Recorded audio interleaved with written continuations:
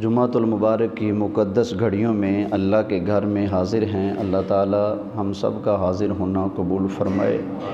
کتنے پہ بیان ختم کرنا ہے جی؟ کتنے پہ ختم کرنا ہے؟ 35 پہ، ٹھیک ہو گیا۔ اللہ تعالیٰ مجھے، آپ کو، ہم سب کو نبی کریم علیہ السلام کی، آپ کی اہل بیت کی، آپ کے صحابہ کی، سب کی سچی غلامی اور محبت نصیب فرمائے، اسی پر زندہ رکھے اور اسی پر موت عطا فرمائے۔ میں نے آپ کے سامنے قرآن مجید فرقان حمید کی ایک آیت کریمہ تلاوت کی ہے۔ اللہ تعالیٰ ارشاد فرماتا ہے قُلْ لَا أَسْأَلُكُمْ عَلَيْهِ أَجْرًا إِلَّا الْمَوَدَّةَ فِي الْقُرْبَى۔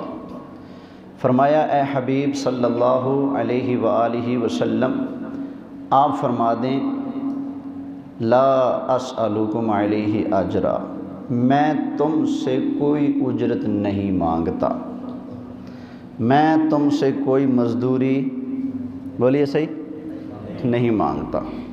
اچھا ذرا سمجھنے کی بات ہے، اللہ کے نبیوں نے جب آغاز کیا توحید اور رسالت کے پیغام پہنچانے کا تو تکلیفیں اٹھائیں، ہماری پنجابی میں کہیں تو وٹے کھادے، روڑے کھادے، گالیاں سنی، تانے سنے، چوٹیں لگی، یہاں سے خون چلا، جوتوں تک پہنچا۔ اللہ کے نبیوں کے جسم پر آرا چلا کر 2 حصوں میں کیا گیا، ایسا ہے کہ نہیں؟ ہوا ہے۔ آگ میں حضرت ابراہیم علیہ السلام کو ڈالا گیا، اللہ نے بچا لیا۔ نبی کریم علیہ السلام کو قتل کرنے کی، شہید کرنے کی بے پناہ کوششیں کی گئیں، اللہ نے بچا لیا۔ کئی اللہ کے نبی شہید بھی ہوئے۔ اللہ کا قرآن بیان کرتے ہیں یقتلون النبیین بغیر الحق۔ مزے کی بات یہ ہے، نبیوں نے پتھر کھا کر، گالیاں کھا کر، گلے شکوے تانے کھا کر، جو صادق اور امین کہتے تھے، سچ بولنے کی وجہ سے ان کو اپنا دشمن بنا کر بھی ہمیشہ یہی کہا ہر نبی نے لا اسألکم علیہ اجرا، ہم تم سے کوئی اجر، بولیے صحیح، تم سے کوئی مزدوری، کوئی عوض یا بدلہ، نذرانہ، تحفہ، گفٹ کچھ مانگتے، لا اسألکم علیہ مالا، ہم کوئی مال نہیں مانگتے، لا اسألکم علیہ اجرا، ہم تم سے کوئی اجر۔ ٹکر کافروں سے ہے، چٹے ننگے کافر جو اللہ کو نہیں مانتے ان سے اللہ منوانا ہے، قیامت کو نہیں مانتے ان سے منوانا ہے، قیامت ہے۔ نبوت اور رسالت کو نہیں مانتے ان سے منوانا ہے کہ نبوت رسالت برحق ہے۔ مرنے کے بعد اٹھنے کو نہیں مانتے ان سے منوانا ہے کہ مرنے کے بعد اٹھنا بھی کیا ہے؟ برحق ہے۔ یقیناً پکی بات ہے جہنم کے اندر گرے پڑے ہیں، ان کو جہنم سے پکڑ پکڑ کر نکالنا ہے، جنت میں ڈالنا ہے۔ اتنے عظیم کام کر کے بھی نبی یہی کہتے ہیں لا اسألکم علیہ مالا، ہم کوئی مال مانگتے، ہم کوئی اجرت مانگتے نہیں۔ اور ہمارے ہاں کیا ہے؟ ٹکر نہیں، عقیدت محبت کا رشتہ ہوتا ہے، مولانا کا اور عوام کا کوئی ٹکر نہیں ہوتی۔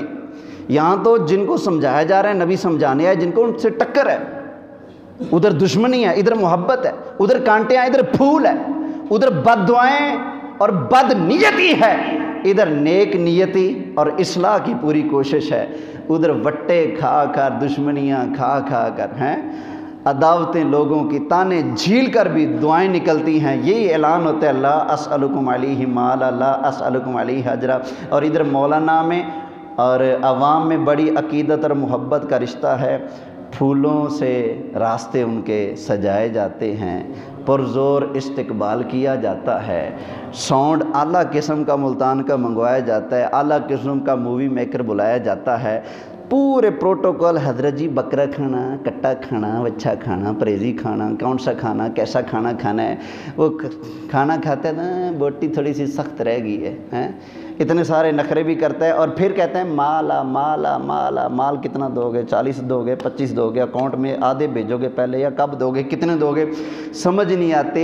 اللہ کے نبی پتھر کھا کر، اتنی تکلیفیں اٹھا کر بھی کہتے ہیں لا اسألکم علیہ مالا، ہم کوئی مال نہیں مانگتے، ہم کوئی اجرت نہیں مانگتے۔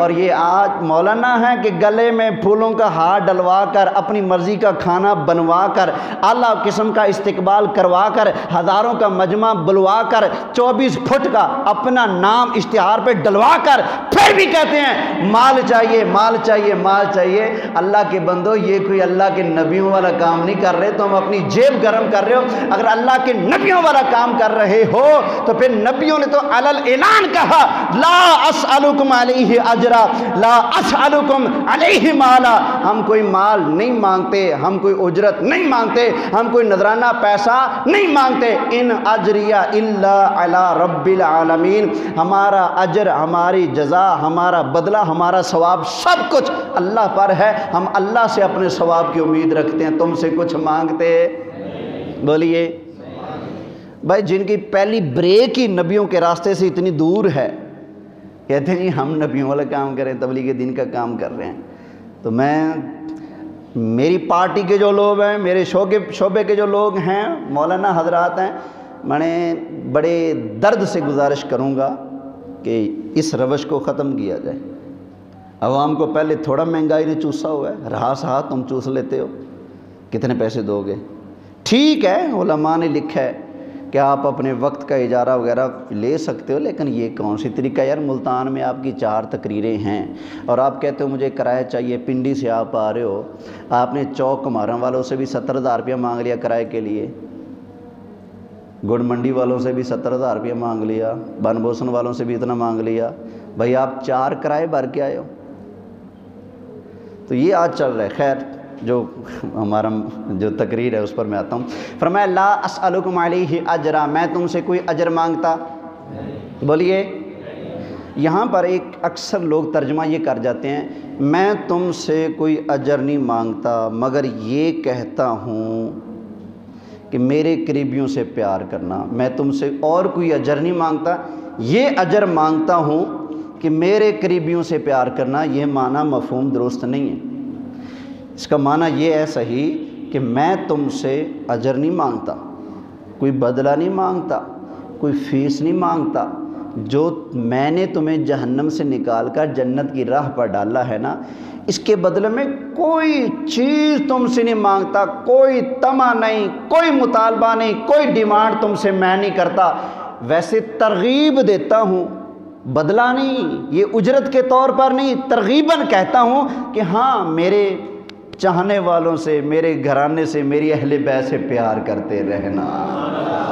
تو یہ جو کہا جاتا ہے نا سرکار نے اجرت نہیں مانگی، ہاں یہ اجرت مانگی کہ میری اہل بیت سے پیار کرنا، یہ بالکل غلط ہے۔ سارے نبی کہیں کہ میں اجرت نہیں مانگتا، نبی پاک کہیں کہ ہاں میں اجرت مانگتا ہوں کہ میرے گھرانے سے پیار کرنا۔ سرکار نے پیار کرنے کا جو فرمایا نا وہ ترغیب دلائی ہے، وہ سرکار نے اپنی محنتوں کا بدلہ نہیں مانگا۔ سمجھ آ گئی نا؟ اس کا مطلب یہ ہے کہ میں نے تمہیں جو دین کا پیغام پہنچایا اس کا بدلہ نہیں مانگتا، بس تمہیں یہ کہتا ہوں بدلے کے طور پر نہیں، ویسے تمہیں سمجھا رہا ہوں میرے گھر والوں کا خیال رکھنا، میرے پیاروں سے پیار کرتے رہنا، اللہ تمہیں بھی اپنا پیارا بنا لے گا۔ سرکار کے اہل بیت کی شان سبحان اللہ۔ میرے آقا علیہ السلام فرماتے ہیں مثل اہل بیتی کسفینۃ نوح، فرمایا میری اہل بیت کی مثال ایسے ہے جیسے حضرت نوح علیہ السلام کا بیڑا۔ جیسے کیا؟ بیڑا، نوح علیہ السلام کا بیڑا۔ کیا ہوا تھا بھلا؟ حضرت نوح علیہ السلام نے بیڑے میں کس کس کو بٹھایا؟ کیا صرف انسانوں کو؟ بولیے نہیں، ہر مخلوق کا جوڑا جوڑا آپ نے بیڑے میں بٹھا لیا۔ جو اس بیڑے سے جڑ گیا، چاہے وہ کبوتر ہے، چاہے وہ بلہ ہے، چاہے وہ لکڑ بھگا ہے، چاہے وہ شیر ہے، چاہے وہ ہاتھی ہے، چاہے وہ انسان ہے، جو اس بیڑے سے جڑ گیا وہ پار لگ گیا۔ جو بیڑے سے نہیں جڑا، چاہے نبی کا اپنا بیٹا ہی ہے، تباہ و برباد ہو گیا۔ تو فرمایا میری اہل بیت کی مثال حضرت نوح علیہ السلام کے بیڑے کی طرح ہے، جو اس میں سوار ہو گیا تھا چاہے جانور ہی کیوں نہ تھا، بچ گیا، پار لگ گیا، بچ گیا۔ تو اسی طرح جو ہم سے محبت کرے گا خواہ کتنا گندا مندہ ہی کیوں نہ ہوگا، یہ محبت کام ضرور دکھائے گی۔ بیڑے میں جو بھی سوار ہوا پار لگ گیا، ہم سے جو بھی سچا پیار کرے گا، وہ سچا پیار کرنے والا اللہ اس کا بھی بیڑا پار لگا دے گا۔ مزے کی بات یہاں پر ایک اور کرتا جاؤں، ذرا محبت سے سبحان اللہ کہہ لیجئے، توجہ ہے۔ اچھا آج کل تو یہ ٹرانسپورٹ ہے جدید، بسیں، ویگنیں، کاریں، ہوائی جہاز، اتنی چیزیں آ گئی سفر کرنے کے لیے۔ پہلے زمانے میں خشکی کا سفر ہوتا تھا گھوڑوں پر، خچروں پر، اونٹوں پر، بس۔ سمندری سفر ہوتا تھا بیڑوں پر، کشتیاں ہوتی تھیں، اب تو بحری جہاز آ گئے نا، کشتیاں ہوتی تھیں۔ اچھا جب رات کو سفر کرتے، سمندر کے اوپر، پانی کے اوپر سفر کرنا ہے، پانی کے اوپر کامیابی سے، آرام اور اطمینان سے سفر کرنے کے لیے کشتی کا سہارا ضروری، اس کے بغیر ڈوب جائیں گے۔ بیچ میں بیڑا ہے، ہم نے پار لگنا ہے، اہل بیت کی محبت کی کشتی میں بیٹھ جاؤ، ڈوبو گے نہیں، ڈوبو گے نہیں۔ آگے دن کو سفر ہوتا تھا، سورج سے اندازہ لگاتے تھے کہ ہماری سمت کیا ہے۔ مثلا یہاں سے چلے نا مدینہ شریف، تو مغرب کو ہے نا مدینہ شریف، سفر کر رہے ہیں، صبح جب آنکھ کھلی تو پتہ چلا جدھر سے سورج نکل رہا ہے ادھر جا رہے ہیں، تو پتہ لگ جائے گا کہ نہیں ہم بھٹک گئے ہیں، تھوڑے سے پتہ لگ جائے گا نا۔ سورج کو دیکھ کر دن کو اپنی سمت سیدھی کر لیتے تھے۔ اچھا رات کو جب سمندر میں سفر کرتے تھے تو ستاروں سے رہنمائی لیتے تھے۔ کن چیزوں سے؟ یہ جو پرانے بزرگ ہیں نا، ان کو زیادہ تجربہ ہے، ابھی بھی تجربے والے لوگ ہوں گے، یہ اندازہ کر لیتے ہیں ستاروں کو دیکھ کر کہ یہ والا ستارہ یہاں پہ ہے تو تقریباً رات کے اتنے بج چکے ہیں، یہ والا ستارہ یہاں پہ آ گیا تو رات کے تقریباً اتنے بج چکے ہیں۔ اچھا یہ والا ستارہ جو ہے نا رات کے اتنے بجے مشرق کی سائڈ پہ چمکتا ہے، یہ جنوب پہ چمکتا ہے، یہ مغرب پہ چمکتا ہے، تو ستاروں سے ٹائم کا بھی اندازہ لگاتے ہیں اور سمت کا بھی اندازہ لگاتے ہیں۔ ہم نے سمندر کا سفر کرنا ہے خیر اور سلامتی سے، اہل بیت کی محبت کی کشتی میں بیٹھ گئے، دن کو سورج رہنمائی کرتا ہے، رات کو ستارے، کشتی تو ہیں اہل بیت، ستارے کہاں سے ڈھونڈیں؟ تو حدیث ہماری رہنمائی کرتی ہے۔ ہمارے آقا دو عالم کے داتا، نبی رحمت، شہنشاہ امت، سرکار مدینہ، راحت قلب و سینہ، صاحب معطر معمبر پسینہ، اللہ کے محبوب، دانہ غیوب، منزہ عن المنیب، منزہ عن العیوب، صلی اللہ علیہ وآلہ وسلم نے ارشاد فرمایا اصحابی کالنجوم بأیہم اقتدیتم اہتدیتم، فرمایا میرے غلاموں سن لو، میرے صحابہ ستاروں کی مانند ہیں، تم جس کی بھی پیروی کرو گے کنارے پہ پہنچ جاؤ گے۔ تو اگر چاہتے ہو نا کہ خیر اور سلامتی کے ساتھ یہ سمندر کو پار کر کے ہمارا بیڑا ہمیں جنت پہنچا دے، تو اہل بیت کی محبت کے بیڑے میں سوار ہو جاؤ، اور اہل بیت کے محبت کے بیڑے میں سوار ہونے کے بعد نبی پاک علیہ السلام کے صحابہ جو ستارے ہیں ان کی ہدایت پر عمل کرو، ان سے راستہ پوچھتے رہو، انشاءاللہ خیر سے جنت میں پہنچ جاؤ گے۔ اس لیے اعلیٰ حضرت ارشاد فرماتے ہیں اہل سنت کا ہے بیڑا پار، اصحاب حضور نجم ہیں، اصحاب حضور نجم ہیں، اور ناؤ ہے عطرت رسول اللہ کی۔ اہل سنت کا، سنیوں کا بیڑا پار ہی پار ہے، سنیوں کی گاڑی پنچر ہونے والی نہیں، بیچ میں ڈوبنے والی نہیں، یہ کوئی ٹائٹن نہیں ہے، ٹائٹینک نہیں ہے، یہ بیڑا محمد والا لیندہ پہ اتاریاں، یہ وہ والا بیڑا ہے، بیچ میں ڈوبنے والا نہیں۔ کیوں؟ اس لیے فرماتے ہیں اہل سنت کا ہے بیڑا پار، اصحاب حضور نجم ہیں، حضور کے صحابہ ستارے ہیں، رہنمائی کرنے والے ہیں، اور ناؤ ہے عطرت رسول اللہ کی۔ صحابہ کی رہنمائی میں اور اہل بیت کی محبت کے بیڑے میں ہم بیٹھ چکے ہیں، تو اہل سنت کا بیڑا انشاءاللہ بولیے پار ہی پار ہے۔ اللہ ان دونوں مقدس گھرانوں کا ہم سب کو پیار نصیب فرمائے۔ اچھا یاد رکھنا، ہم میں سے ہر کوئی اہل بیت سے محبت کا دعوے دار ہے۔ کوئی ایسا نہیں بیٹھا ہوگا جو کہے جی مجھے حضور کے گھرانے سے پیار نہیں ہے۔ ہر کوئی محبت کا دعوے دار ہے، ایسا ہے کہ نہیں؟ لیکن یہ سوچنے کی بات ہے کہ کس کی محبت قبول ہوگی۔ میں ذہن کو چوٹ کرنے کے لیے اور بات کو ذہن میں بٹھانے کے لیے مثال دیتا ہوں۔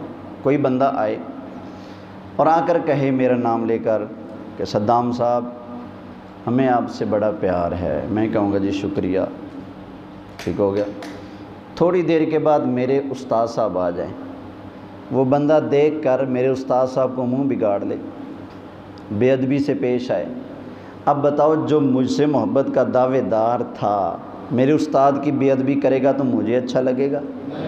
بولیے نہیں اچھا لگے گا۔ کیوں؟ میں کہوں گا بھائی مجھ سے اگر پیار ہے نا تو پھر میرے استادوں سے بھی پیار کرنا پڑے گا۔ جو میرے استادوں کا وفادار نہیں، میں اس کو اپنا وفادار نہیں سمجھتا۔ مجھ سے اگر وفا کرنی ہے، مجھ سے پیار کرنا ہے تو میرے اساتذہ کا بھی پیار اپنے دل میں بسانا ہوگا۔ اسی طرح اگر کوئی بندہ مجھ سے محبت کا اظہار کرے لیکن میرے والد کا نام آئے تو طبیعت خراب ہو جائے، میں کہوں گا جناب سنبھل کر، اگر مجھ سے پیار کرنا تو میرے ابا جی سے بھی پیار کرنا پڑے گا۔ تو ہم بھی کہتے ہیں اہل بیت سے محبت کرنے والوں، اگر اہل بیت کی محبت چاہتے ہو کہ اللہ کی بارگاہ میں قبول ہو جائے تو اہل بیت سے بھی پیار کرنا پڑے گا۔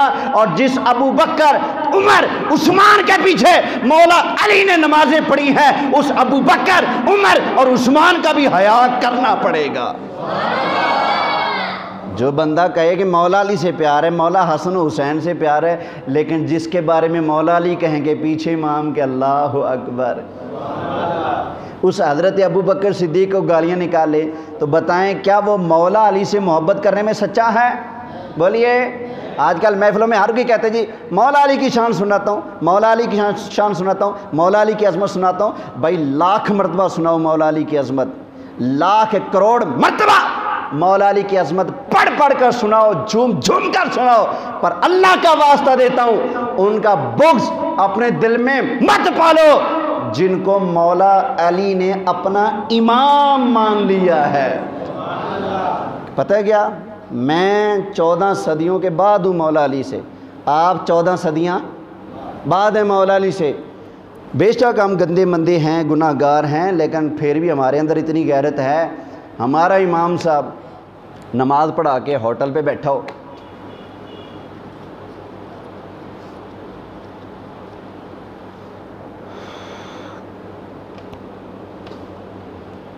ٹانگ پہ ٹانگ رکھ لے، سگریٹ لگائی ہو، اگرچہ شادی ہو، آپ دیکھیں گے تو دل میں تھوڑا سا فیل ہوگا کہ نہیں؟ ہمارا مولوی سگریٹ پیتا ہے بھائی، کہیں گے کہ نہیں؟ کچھ کہیں گے بھائی آج سگریٹ پی ہے، کل کو کچھ اور بھی پی لیں گے۔ کچھ کہیں گے یار مولوی صاحب سگریٹ پیتے ہیں، ہمارا دل نہیں مانتا اس کے پیچھے نماز پڑھیں، ایسا ہے کہ نہیں؟ بھائی 14 صدیوں کے بعد پیدا ہونے والا ایک مسلمان، ملتانی مسلمان، وہ اتنا غیرت مند ہے ابھی بھی، وہ کہتا ہے میرا امام اتنا پاک صاف ہو کہ سگریٹ بھی اس کے منہ کو نہ لگے، اتنا پاک صاف میرا امام ہونا چاہیے۔ تو یہاں پر مولوی بھی ذرا غور کریں، جو کہتے ہیں یہ مقتدی اعتراض کرتے ہیں، یار وہ اعتراض نہیں کرتے، وہ تمہیں پاک صاف دیکھنا چاہتے ہیں۔ بس وہ کیا دیکھنا چاہتے ہیں؟ تمہیں پاک صاف دیکھنا چاہتے ہیں۔ وہ کہتے ہیں بھئی ہم نے نمازیں پڑھنی ہیں تو امام ایسا ہونا چاہیے، ہم پیچھے کھڑے ہوں تو ہم سیدھے مکہ پہنچے یا سیدھے مدینہ پہنچے۔ بس یہ امام اور مقتدی کے درمیان محبت کا رشتہ ہونا چاہیے۔ اللہ اس میں محبتیں برکتیں عطا فرمائے۔ توجہ ہے؟ محبت سے سبحان اللہ کہہ لو بھائی۔ اچھا خیر، مطلب کہ آج 14 صدیوں کے بعد پیدا ہونے والا ملتانی مسلمان اتنا غیرت مند ہے ابھی بھی، کہتا ہے سگریٹ منہ کو لگ جائے، دل نہیں مانتا یار، اگر لوگوں کی بات مان لیں کہ حضرت ابوبکر صدیق نے سیدہ زہرا کا حق مارا تھا، حضرت عمر نے حضرت فاطمہ زہرا پر دروازہ گرایا تھا، حضرت عثمان نے باغ فدق سیدہ فاطمہ سے چھین کر کسی اور کو دے دیا تھا، اگر یہ جھوٹی کہانیاں مان لی جائیں تو پھر مولا علی پر سوال اٹھتا ہے کہ حضرت آپ تو نبی پاک کے داماد ہو، غیرت کے امام ہو، 14 صدیوں کے بعد آنے والا ملتانی مسلمان تو شرم و حیا رکھتا ہے، غیرت رکھتا ہے، جو سگریٹ پیے اس کے پیچھے نماز نہیں پڑھنی، تو آپ کی بیوی نبی کی بیٹی سیدہ زہرا پر ابو بکر نے ظلم کیا، عمر نے ظلم کیا، بیٹا تک قتل کر دیا، مار مار کے لکڑیاں ان کو چوٹیں لگا لگا کے شہید کر دیا، گھر کو آگ لگا دی عمر نے حضرت زہرا کے گھر کو، تو آپ پھر بھی ان کے پیچھے نمازیں پڑھتے ہیں؟ آج کل کے مسلمان تو غیرت رکھتے ہیں، تو حضرت آپ کیوں نہیں رکھتے؟ مولا علی کی ہستی پر سوال ہو سکتا ہے، مولا علی نے نمازیں پڑھ کے بتا دیا یہ سارے کہانیاں باز جھوٹے ہیں، فراڈیے ہیں، 2 نمبر ہیں، کہانیاں گھڑنے والے ہیں، میں علی کا عمل دیکھ لو، میں نے ابو بکر کو امام مانا، عمر کو امام مانا، عثمان کو امام مانا، امام مان کر بتا دیا 1400 سال کے بعد آنے والا مسلمان 2 نمبر کے پیچھے نماز نہیں پڑھتا، تو میں علی 2 نمبروں کے پیچھے کیسے نماز پڑھوں گا؟ میرا نماز پڑھنا اس بات کی دلیل ہے میں علی بھی شان والا ہوں، میرے امام ابو بکر عمر بھی بڑی شان والے ہیں۔ یہ لوگوں کی جھوٹی کہانیاں، مولا علی نے اپنے عمل سے ان ساری جھوٹی کہانیوں کا بیڑا غرق کر کے رکھ دیا ہے۔ کہتے ہیں جی سیدہ زہرا کا حق مارا، میں کہتا ہوں اے حق مارا ہوتا تو مولا علی نے نمازیں کیوں پڑھی؟ توجہ ہے؟ مولا علی نے نمازیں کیوں پڑھی؟ اس لیے میں گزارش کروں گا مولا علی کی محبت کا دم بھرنے والوں، حضرت امام علی مقام کی محبت کا دم بھرنے والوں، ذرا توجہ سے سن لو، میرے امام علی مقام نے حضرت ابو بکر کے پیچھے نماز پڑھی، حضرت عمر کے پیچھے نماز پڑھی، حضرت عثمان کے پیچھے نماز پڑھی، اگر ان کے اندر کوئی کمزوری ہوتی تو یہ کبھی بھی ان کے پیچھے نماز، بولیے ان کے پیچھے نماز۔ اچھا ایک اور بات بتاؤ، ایک ہے عمل کی کمزوری، ایک ہے ایمان کی کمزوری، کون سی کمزوری؟ بڑی کمزوری کون سی ہے؟ بولیے بھائی، ایک یہ ہے کمزوری سگریٹ ہے، یا سگریٹ کے اندر بھی کچھ ڈالا ہوا ہے، یہ عمل کی کمزوری ہے نا، چرس ہے، افیم ہے، شرابی ہے، کبابی ہے، زانی ہے، بدماش ہے، جو بھی ہے یہ عمل کی کمزوری ہے نا۔ ایک ہے ایمان کی کمزوری کی، بندہ کافر ہے، بے ایمان ہے، مشرک ہے، یہ کس چیز کی کمزوری ہے؟ ایمان کی۔ بڑی کمزوری ایمان کی ہے یا عمل کی ہے؟ بولیے، ایمان کی کمزوری بڑی کمزوری ہے۔ لوگ دعویٰ کرتے ہیں، ابھی بھی حسن اللہ یاری امریکہ میں ہر ہفتے لائیو نیٹ پہ بیٹھتا ہے اور کہتا ہے کہ جو سنی یہ ثابت کر دے ابو بکر صدیق مسلمان ہیں، جو سنی یہ ثابت کر دے کہ عمر مسلمان ہے، عثمان مسلمان ہے، میں اپنا مذہب چھوڑ دوں گا، میں سنی ہو جاؤں گا۔ اور میں کہتا ہوں اے بھلیا لوکا، پہلے مجھے بتا تو صحیح، عمل کی کمزوری چھوٹی کمزوری ہے، چھوٹی کمزوری والے کے پیچھے کوئی نماز نہیں پڑھتا۔ اگر حضرت ابوبکر اور عمر کے پیچھے ایمان کی کمزوری تھی تو مولا علی کی نمازوں کا کیا بنے گا؟ پتہ چلا؟ یہ نماز پڑھنا اس بات کی دلیل ہے، بعد میں آنے والے کہانی باز جھوٹے ہیں، مولا علی بھی سچے ہیں، مولا علی کے امام بھی سچے ہیں۔ توجہ ہے؟ ٹائم کتنا باقی ہے جی؟ ہو گیا ٹائم؟ وما علیہ الا البلاغ المبین۔